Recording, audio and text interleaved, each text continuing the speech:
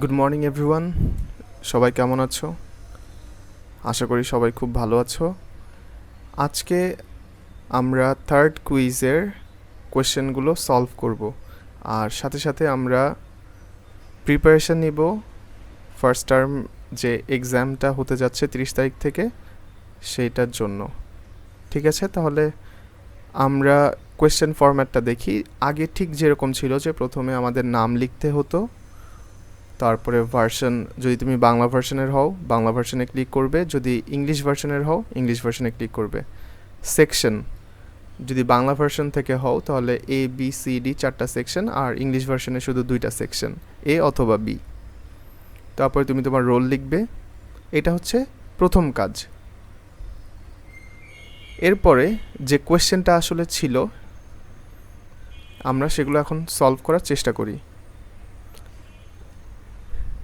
প্রথম যে কোয়েশ্চেনটা ছিল সেটা বলা ছিল, the boy is writing a composition for the contest.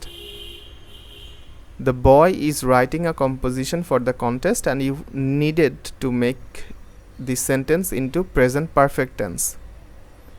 Now the first question is, in which tense is the sentence? সেন্টেন্সটা কোন টেন্সে আছে একটু খেয়াল করে দেখো তো। The boy is writing a composition for the contest, এটা আছে প্রেজেন্ট কন্টিনিউয়াস টেন্সে, রাইট? এখন প্রেজেন্ট পারফেক্ট টেন্সে আমরা জানি যে সাবজেক্টের পরে একটা অক্সিলারি ভার্ব আসে, যেটা হ্যাভ কিংবা হ্যাজ, আর মেইন যে ভার্বটা থাকবে তার পাস্ট পার্টিসিপল ফর্ম, তাই তো? তাহলে এখানে আমরা দ্য বয় আমাদের সাবজেক্ট, এরপরে আমরা হ্যাভ অথবা হ্যাজ নিয়ে আসবো।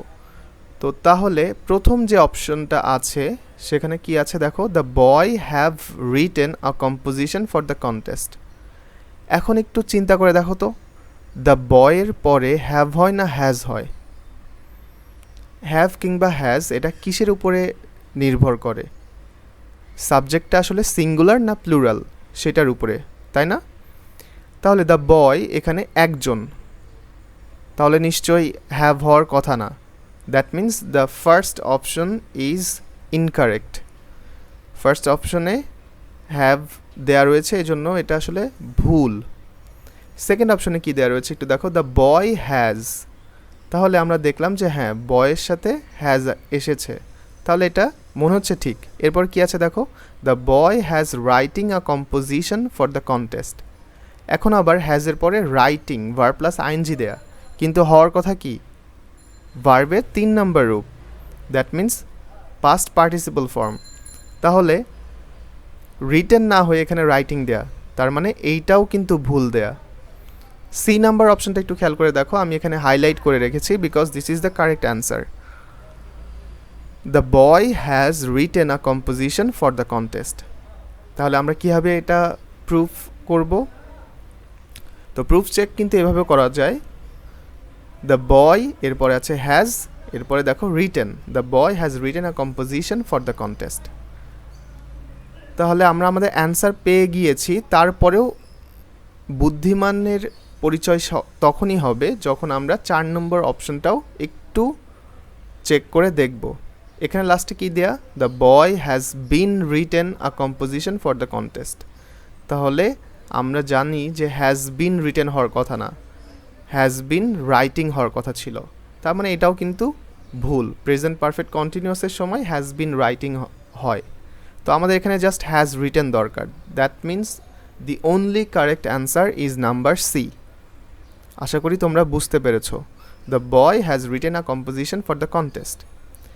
এরপরে number 2, each of the members was present, classify the pronoun each. তাহলে এখানে একটা প্রোনাউন আমরা দেখতে পাচ্ছি ইচ, তাহলে এটা কোন প্রোনাউন? অপশনগুলো দেখো, রেসিপ্রোকাল, ডিস্ট্রিবিউটিভ, ইনডিফিনিট, রিলেটিভ। এখন আমরা যদি মুখস্থ করে থাকি যে ইচ ডিস্ট্রিবিউটিভ প্রোনাউনেই হয়, তাহলে তো তুমি একবারেই পেরে গেলা। তারপরেও যখন তোমাদের অপশন দেয়া থাকবে তখন তোমরা একটু চিন্তা করে দেখবা যে কেন বাকি 3টা অপশন ইনকারেক্ট। আমরা যদি এইভাবে বিশ্লেষণ করে দেখি, রেসিপ্রোকাল প্রোনাউনে আমরা কি কি জানি? ইচ আদার, ওয়ান অ্যানাদার, এটা হচ্ছে রেসিপ্রোকাল প্রোনাউনে হয়, তাহলে এখানে তো নাই। এখানে শুধু ইচ আছে, তাহলে এটা ডিস্ট্রিবিউটিভ প্রোনাউন, রাইট? 3 নাম্বার অপশনে কি ছিল দেখো, ইনডিফিনিট প্রোনাউন। ইনডিফিনিটে আমরা কি জানি, ওয়ান থাকে, তারপরে দেখো নোবডি থাকে, নান থাকে, এগুলো হচ্ছে ইনডিফিনিট প্রোনাউন। আবার রিলেটিভ প্রোনাউনে আমরা কি দেখি, যে WH ওয়ার্ড যেখানে মাঝখানে বসে সেন্টেন্সের, যেটা দুইটা ক্লজকে যুক্ত করে। তো এখানে তো রিলেটিভ প্রোনাউন নেই, তাহলে অ্যান্সারটা হচ্ছে ডিস্ট্রিবিউটিভ প্রোনাউন। ঠিক আছে। Number 3, Hasan is the second son of his parents, classify the adjective second. তাহলে সেকেন্ড এখানে কোন অ্যাডজেক্টিভ? তাহলে আমরা দেখতে পাচ্ছি Hasan is the second son, তাহলে হাসান দ্বিতীয় ছেলে তার বাবা মার, তাহলে হাসান তার বাবা মার দ্বিতীয় ছেলে। তাহলে এখানে আমরা যখন first, second, third, fourth, fifth এইরকম যখন আমরা বলি, এটা কি নির্দেশ করে? অর্ডার নির্দেশ করে, রাইট? তাহলে এইটা তো নিউমেরাল অ্যাডজেক্টিভ, সেটা তো কম বেশি সবাই শিওর, কিন্তু নিউমেরাল অ্যাডজেক্টিভের মধ্যে এখানে আবার ভাগ করে দিয়েছে, সেটা কি অর্ডিনাল, কার্ডিনাল, মাল্টিপ্লিকেটিভ না ইনডিফিনিট। যেহেতু এখানে সেকেন্ড সান মানে হচ্ছে একটা অর্ডার বোঝাচ্ছে, ফার্স্ট, সেকেন্ড, থার্ড এইভাবে, তো তাহলে অ্যান্সার হবে অর্ডিনাল নিউমেরাল অ্যাডজেক্টিভ। ঠিক আছে। আর কার্ডিনালগুলো কি কি হয় মনে আছে তোমাদের? 1, 2, 3, 4। আর মাল্টিপ্লিকেটিভগুলো হয় হচ্ছে সিঙ্গেল, ডাবল, ট্রিপল, সেইটা। তাহলে এখানে answer ordinal numeral adjective. Number 4, the dog has been beaten by the boys, change into present continuous. এখন দেখো এই সেন্টেন্সটা কিন্তু আসলে একটু ঘুরিয়ে লেখা। তোমরা যারা ভয়েস শিখেছো তারা কিন্তু বুঝবে যে এটা আসলে প্যাসিভ ভয়েসে লেখা আছে। তার মানে আমি যদি প্রেজেন্ট কন্টিনিউয়াস করতে যাই, তাহলে আমাকে কিন্তু এই সেন্টেন্সটা যেভাবে আছে প্যাসিভ ভয়েসে লেখা সেইভাবেই লিখতে হবে। তাহলে প্যাসিভ ভয়েসে এটা কি হতে পারে দেখো, the dog is beating by the boys.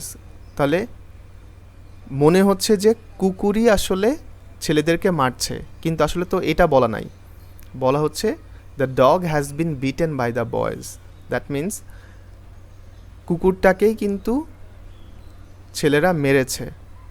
তাহলে ফার্স্ট অপশনটা কিন্তু হলো না। সেকেন্ডে কি হচ্ছে, the dog has beating by the boys. এখানে দুইটা ভুল জিনিস আছে, দেখো হ্যাজের পরে কিন্তু বিটিং কখনোই হবে না, তো তাহলে এটা প্রেজেন্ট পারফেক্ট হচ্ছে না। সি নাম্বার কি আছে দেখো, the dog is being beaten by the boys. তাহলে এখানে আমরা প্রেজেন্ট কন্টিনিউয়াস কিন্তু পেয়ে গেলাম, the dog is being beaten by the boys. আর লাস্টেরটা কেন হচ্ছে না দেখো, the dog is beaten by the boys, এটা হচ্ছে প্রেজেন্ট ইনডিফিনিটের প্যাসিভ ভয়েসে এরকম হয়, the dog is beaten by the boys. তাহলে সি নাম্বারটা আমরা কারেক্ট অ্যান্সার হিসেবে পাচ্ছি, the dog is being beaten by the boys. এটাকে যদি আমরা অ্যাক্টিভ ভয়েসে লিখতাম তাহলে কি লিখতাম, the boys are beating the dog, right? এরপরে চলে আসি আমরা 5 number question. They saw themselves in the mirror, they saw themselves in the mirror, classify the pronoun themselves. এখানে দেমসেলভস কোন প্রোনাউনে আছে? এটা কি personal pronoun, reflexive pronoun, emphatic pronoun নাকি পজেসিভ প্রোনাউন, কোনটা? আমরা জানি যেখানে সেলভস যুক্ত ওয়ার্ড বা সেলফ যুক্ত ওয়ার্ড অবজেক্টের কাজ করে সেটা হচ্ছে রিফ্লেক্সিভ প্রোনাউন, তাই না? তাহলে they saw themselves, whom did they see in the mirror, themselves. তাহলে এখানে আমরা পাচ্ছি রিফ্লেক্সিভ প্রোনাউন। এখানে কিন্তু অনেক সময় আমরা ইমফ্যাটিক আর রিফ্লেক্সিভ তো গুলিয়ে ফেলি, কিন্তু এখানে আসলে দেমসেলভসটা হচ্ছে রিফ্লেক্সিভ প্রোনাউনে আছে। আমরা যদি আরও কয়েকটা এক্সাম্পল এখানে টেনে নিয়ে আসি, যেমন আমরা বলি যে আই লাইক মাইসেলফ, আমি আমার নিজেকেই পছন্দ করি, উই লাভ আওয়ার সেলভস, আমরা নিজেদেরকে ভালোবাসি, এই সবগুলোই হচ্ছে reflexive pronoun. Number 6, there is little milk in the glass, there is little milk in the glass, classify the adjective little. এখন খেয়াল করো লিটলের পরে কি আছে, মিল্ক। একটা শর্টকাট উপায় হচ্ছে মনে রাখার অ্যাডজেক্টিভ, সেটা হচ্ছে আমরা তো প্রথমত জানি যে অ্যাডজেক্টিভ মেইনলি 4 প্রকার, ঠিক না? দেয়ার আর 4 kinds of adjective: adjective of quality, adjective of quantity, adjective of number or numeral adjective, and the last one is pronominal adjective. এখন কোয়ালিটি আর কোয়ান্টিটি আমাদের মনে রাখতে গেলে খেয়াল রাখতে হবে কোয়ান্টিটি যেগুলো বুঝায় তারপরে কিন্তু আনকাউন্টেবল নাউন থাকে, বেশিরভাগ ক্ষেত্রে আমরা ম্যাটেরিয়াল নাউন খুঁজে পাই।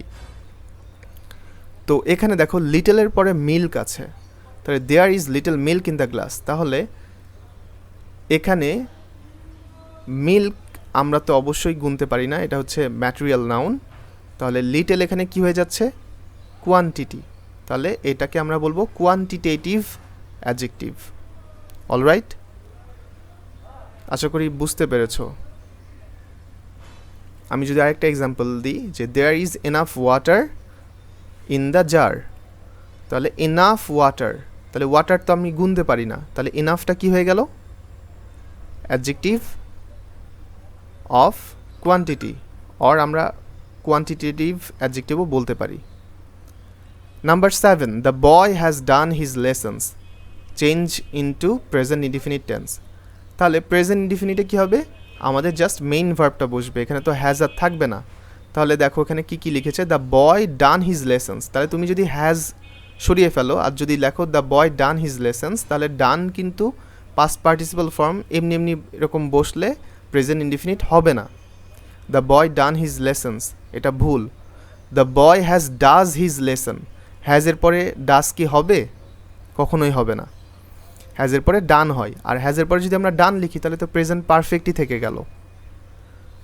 Number 3, the boy dos his lessons, এখন ডুজ দেখো ডুজ বলে কিছু আছে, হয় ডাজ অথবা শুধু ডু, এটাও কিন্তু হচ্ছে না, তাহলে আমরা কি লিখব, the boy does his lessons, একদম লাস্টেরটা হচ্ছে কারেক্ট অ্যান্সার, DOES। অনেকজন বানান ভুল লেখো, DOSE লেখো, আবার শুধু DOS লিখলেও কিন্তু ভুল।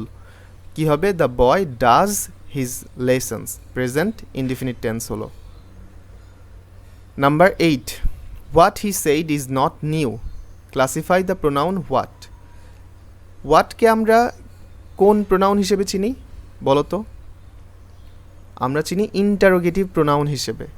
এখন ইন্টারোগেটিভ প্রোনাউন চেনা তো সব থেকে সহজ, কারণ আমরা সেন্টেন্সের শেষে কি দেখতে পাবো, অবশ্যই একটা কোয়েশ্চেন মার্ক থাকবে, কিন্তু এখানে কি দেখতে পাচ্ছ, এখানে ফুল স্টপ দেওয়া আছে, তার মানে কিন্তু টিচার এখানে কোনো ভুল করেনি, ইচ্ছা করেই দিয়েছে।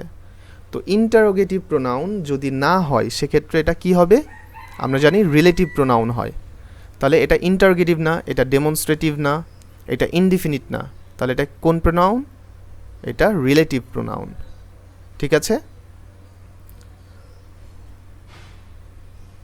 যেমন আরেকটা এক্সাম্পল এখানে আমি তোমাকে বলে রাখি যে হোয়াট যদি মাঝখানে বসে, যেমন দেখো I know what his name is, তাহলে হোয়াট এখানে মাঝখানে বসেছে, তাহলে সেটা রিলেটিভ প্রোনাউন হিসেবে কাজ করছে।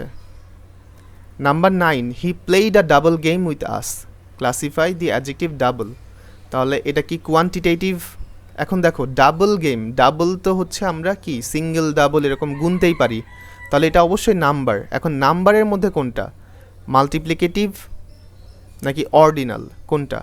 একটু আগে কিন্তু বলে এসেছি যে কার্ডিনাল হচ্ছে 1 2 3 4 5 6 এরকম, অর্ডিনাল হচ্ছে first second third fourth fifth এরকম, আর মাল্টিপ্লিকেটিভ হচ্ছে সিঙ্গেল ডাবল ট্রিপল এরকম, ফোরফোল্ড এরকম করে যাবে। তাহলে এটা হচ্ছে multiplicative numeral adjective. Number 10, the donkey is carrying a sack of rice, change into present indefinite tense. তাহলে এটা খেয়াল করে দেখো, এটা আছে হচ্ছে প্রেজেন্ট কন্টিনিউয়াসে, তাহলে আমরা যখন প্রেজেন্ট ইনডিফিনিট লিখব ইজ কিন্তু থাকবে না, ক্যারিং হয়ে যাবে ক্যারিজ।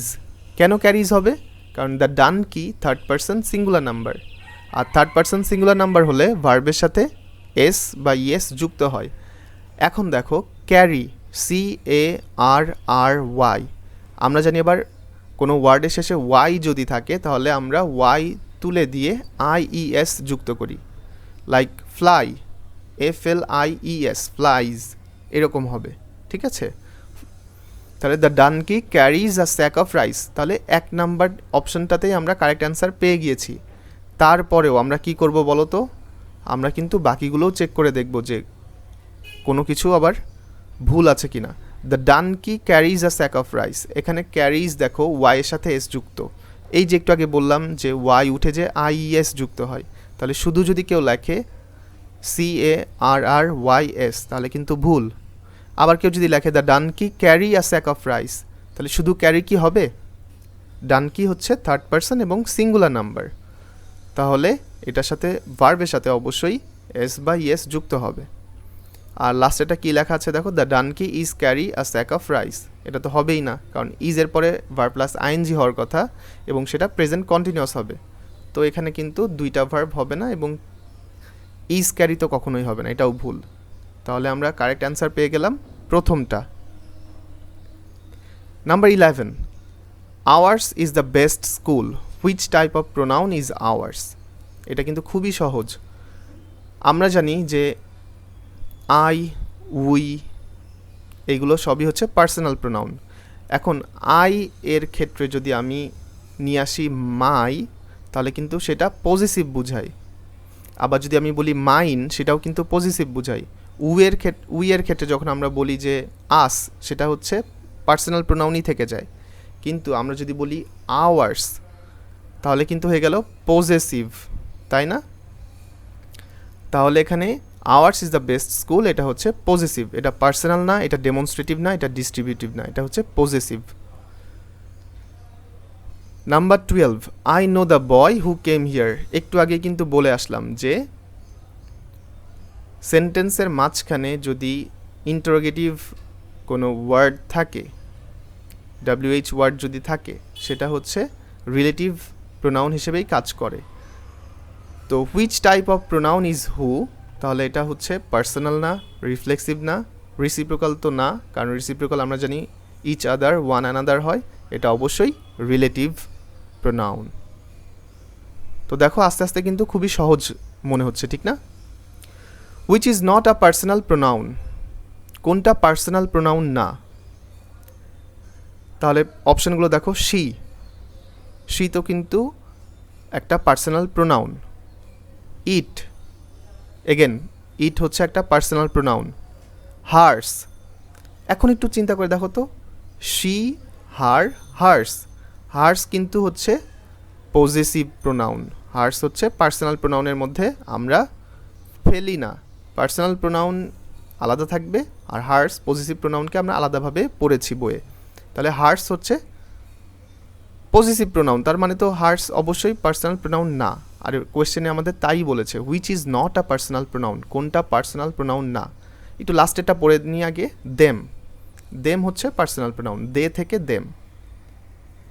তাহলে এখানে আমরা সিদ্ধান্তে আসলাম যে হার্স হচ্ছে পার্সোনাল প্রোনাউন না। হার্স কোন প্রোনাউন?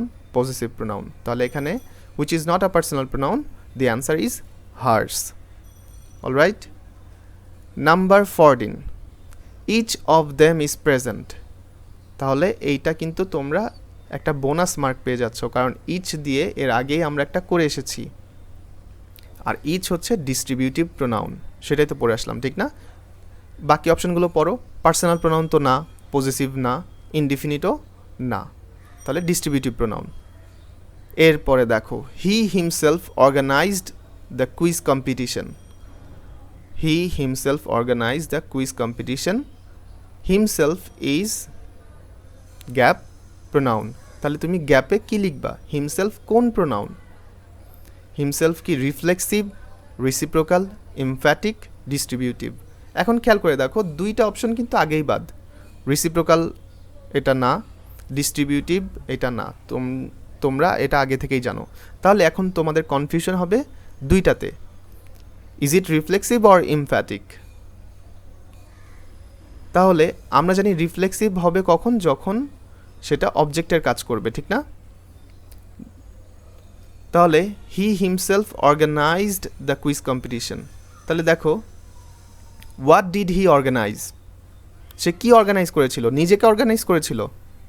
না, সে কুইজ কম্পিটিশন অর্গানাইজ করেছিল।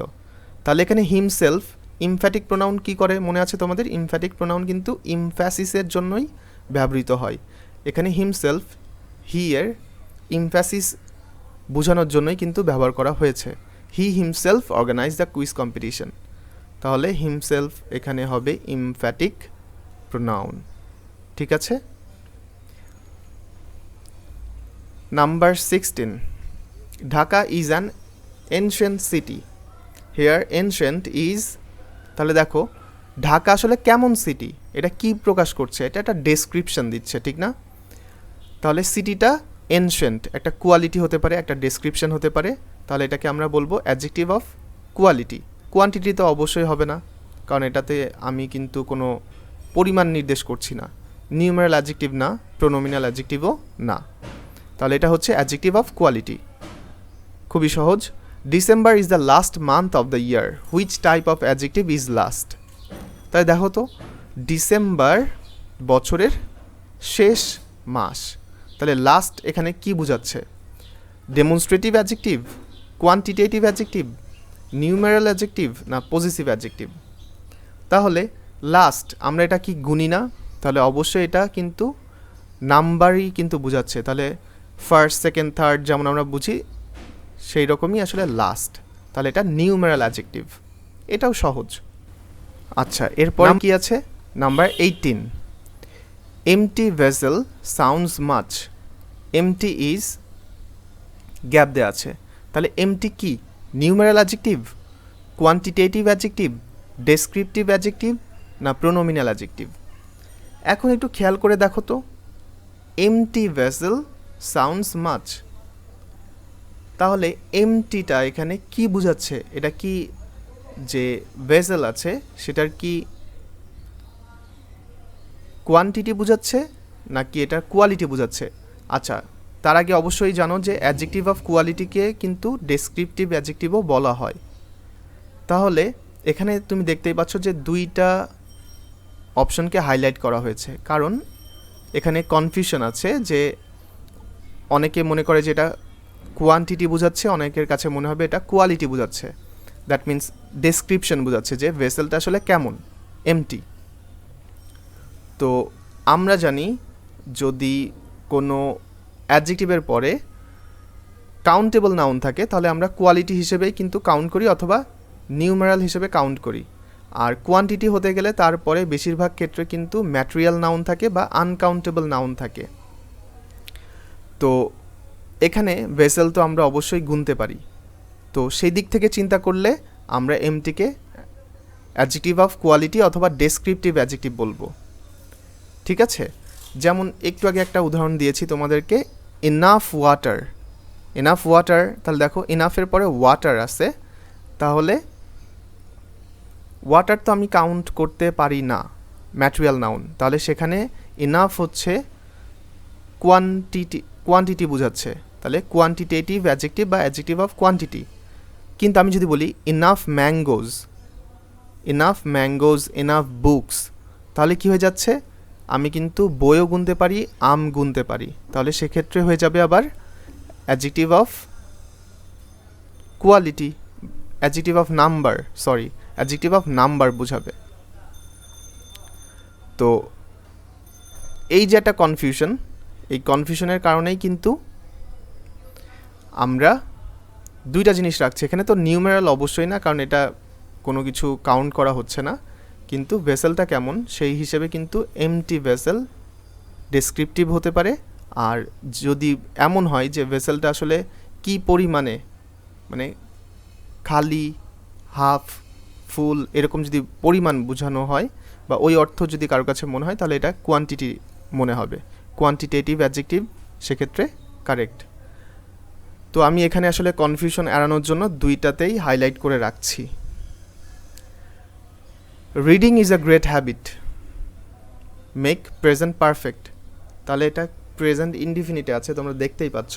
তাহলে আমরা লিখব প্রেজেন্ট পারফেক্টে। তাহলে আমরা প্রথমে কিন্তু আলোচনা করে এসেছি যে সাবজেক্টের পরে একটা অক্সিলারি ভার্ব হয়, সেটা হচ্ছে হ্যাভ কিংবা হ্যাজ। এখন রিডিং নিজেই কিন্তু এখন এখানে নাউন এর কাজ করছে, দ্যাট মিন্স এখানে কিন্তু সাবজেক্ট রিডিং। তাহলে রিডিংয়ের পরে রিডিংকে আমরা কাউন্ট করতে পারি, গুনতে পারি না, তাহলে আমরা হ্যাভ দিব না, আমরা দিব হ্যাজ। তাহলে রিডিং হ্যাজ, আর মেইন ভার্বটা কি এখানে দেওয়া রয়েছে বি ভার্ব ইজ, তাহলে ইজ অ্যাম ইজ আর, পাস্টে হয় ওয়াজ ওয়্যার আর লাস্টে হয় বিন, তাহলে অ্যান্সার হওয়ার কথা কি reading has been a great habit. তাহলে অপশানগুলো একটু খেয়াল করে দেখো, প্রথমটাতে আছে reading has a great habit, তাহলে কিন্তু প্রেজেন্ট ইনডিফিনিটি থেকে গেল, হ্যাজের পরে আমাদের আরেকটা ভার্ব দরকার পাস্ট পার্টিসিপল, নাহলে তো প্রেজেন্ট পারফেক্ট হবে না, তাহলে প্রথম অপশন ইনকারেক্ট। তারপরে কি দেওয়া আছে দেখো, reading is bin a great habit, এখানে ইজ তো হওয়ার কথা না, এখানে হওয়ার কথা কি হ্যাজ কিংবা হ্যাভ, আর আমাদের কারেক্ট অ্যান্সার হবে হ্যাজ। এখানে হ্যাজ হ্যাভ কোনোটাই দেওয়া নাই, ইজ দেওয়া আছে, তার মানে এটাও ভুল। নাম্বার সিতে দেখো, reading has been a great habit, তাহলে আমরা আমাদের কারেক্ট অ্যান্সার পেয়ে গেলাম। তারপরেও লাস্টেরটা একটু পড়ে দেখি, reading been a great habit, এখানে শুধু V3 দেয়া, হ্যাজ কিংবা হ্যাভ নাই, তাহলে এটাও ভুল। তাহলে কারেক্ট অ্যান্সার হচ্ছে reading has been a great habit. Number 20, he is not playing well, present indefinite, তাহলে আমরা কি লিখব, he is not playing well, এখানে কিন্তু একটু চালাকি করা আছে, এখানে নেগেটিভ সেন্টেন্স দেওয়া আছে, তাহলে তুমি যদি লিখে ফেলো হি প্লেইজ ওয়েল, তাহলে কিন্তু ভুল, আমাদেরকে নেগেটিভেই লিখতে হবে। তাহলে আমরা কি লিখব, হি প্লে ওয়েল, ভুল, কারণ হি প্লেইজ ওয়েল, ওয়েল হওয়ার কথা প্রথম কথা, কারণ থার্ড পারসন সিঙ্গুলার নাম্বার, প্লের সাথে এস যুক্ত হবে। পরটায় কি আছে দেখো, হি প্লেইজ নট ওয়েল, এই যে যখন অ্যাফার্মেটিভ টু নেগেটিভ তোমরা শিখেছো, তোমরা জানো যে মেইন ভার্বের পরে, দ্যাট মিন্স প্রিন্সিপাল ভার্বের পরে কখনো নট বসে না, অক্সিলারি ভার্বের পরে নট বসতে পারে, তাহলে হি প্লেইজ নট ওয়েল ভুল। এবার কি আছে দেখো, he is not play well, তাহলে ইজের পরে নট মানে বসানো আছে ঠিক আছে, কিন্তু he is not play well, এই প্লেয়িং হওয়ার কথা। আর সবচেয়ে বড় কথা হচ্ছে আমরা এখানে প্রেজেন্ট কন্টিনিউয়াস করতে আসিনি, আমরা করব প্রেজেন্ট ইনডিফিনিট, তাহলে শুধু প্লে দরকার আমাদের। তাহলে এখানে কি লিখবো আমরা, he does not play well, is not play well কিন্তু হবে না, আমরা জানি ইজ কোথায় বসবে, প্রেজেন্ট কন্টিনিউয়াসে, তো আমরা তো লিখবো জাস্ট প্রেজেন্ট ইনডিফিনিট। তাহলে ওই যে আমরা জানি যে নেগেটিভ করতে গেলে ডু ডাজ হয়, তাহলে হির সাথে আমরা কি ডু নিয়ে আসবো না ডাজ নিব, আমরা নিব does, he does not play well. তো এই ছিল আসলে তোমাদের থার্ড কুইজের 20টা কোয়েশ্চেন। আমি চেষ্টা করলাম তোমাদেরকে অ্যান্সার বলে দেওয়ার এবং ভালো মতো সেইগুলোর একটা এক্সপ্লেনেশন দেওয়ার, আশা করি সবাই বুঝেছো। তারপরেও যদি কারো কোনো কনফিউশন থাকে বা কোনো কোয়েশ্চেন থাকে, তাহলে নিশ্চয়ই তোমরা আমাকে জিজ্ঞেস করতে পারবে, তোমরা কমেন্ট করলে আমি সেগুলোর অ্যান্সার দেওয়ার চেষ্টা করব। ঠিক আছে, তাহলে